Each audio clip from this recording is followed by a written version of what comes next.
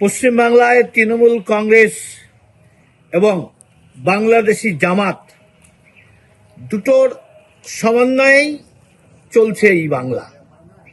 তারই কিছু নমুনা আমি উল্লেখ করছি। জামাত জিতেছে, দেখুন, ভারতের বর্ডার এলাকায় কাঁটাতারের বেড়া নাই, পাশাপাশি সেখানে সিটগুলো সব জামাত জিতেছে, অর্থাৎ মদত।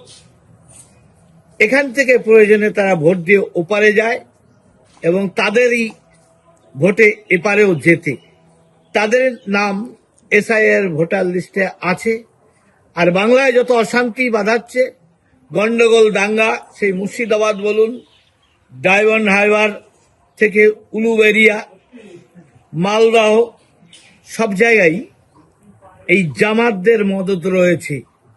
এদের মদতেই পশ্চিমবাংলায় মমতা ব্যানার্জির সরকার, তারা বুথ দখল করে, ভোট জেতে, ছাপ্পা মারে। এই সহযোগিতা ন্যায় বলেই তাদেরকে বাঁচানোর জন্য মমতা ব্যানার্জি সরকারি টাকায়, যে টাকা জনগণের ট্যাক্স, আমার আপনার টাকায়, সেই টাকা দিয়ে সুপ্রিম কোর্টে বাঁচাতে যাচ্ছে মুর্শিদাবাদের বেলডাঙ্গার যে ঘটনা, এনআইএ তদন্ত রোখার জন্য হাইকোর্টে রায় হয়েছে, আর সেটাকে রোখার জন্য সুপ্রিম কোর্টে যাচ্ছে।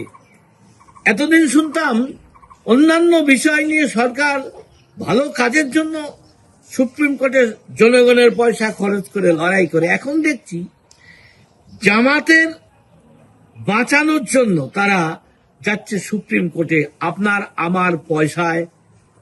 সামনেও এদেরকে ব্যবহার করে যাতে ভোট কবজা করতে পারে, ভোট জিততে পারে, তাদের নাম ভোটার লিস্টে রেখে দিতে পারে, তার জন্য মমতা ব্যানার্জি নিরন্তর লড়াই চালিয়ে যাচ্ছে।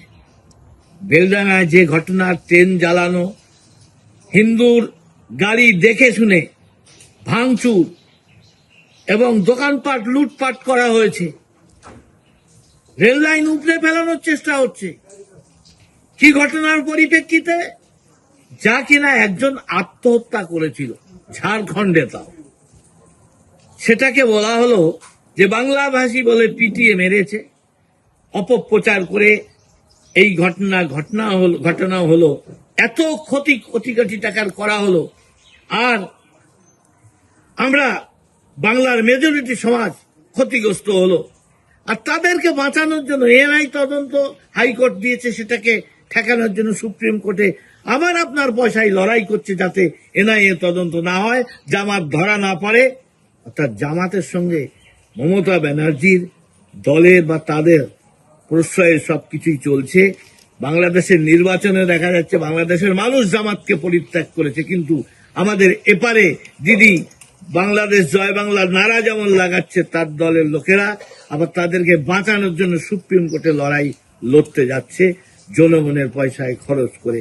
ভাবার সময় এসেছে, তারপরও আপনারা সেই দল করবেন কিনা, তাদেরকে ভোট দেবেন কিনা, আপনাদের ওপর ছেড়ে দিলাম।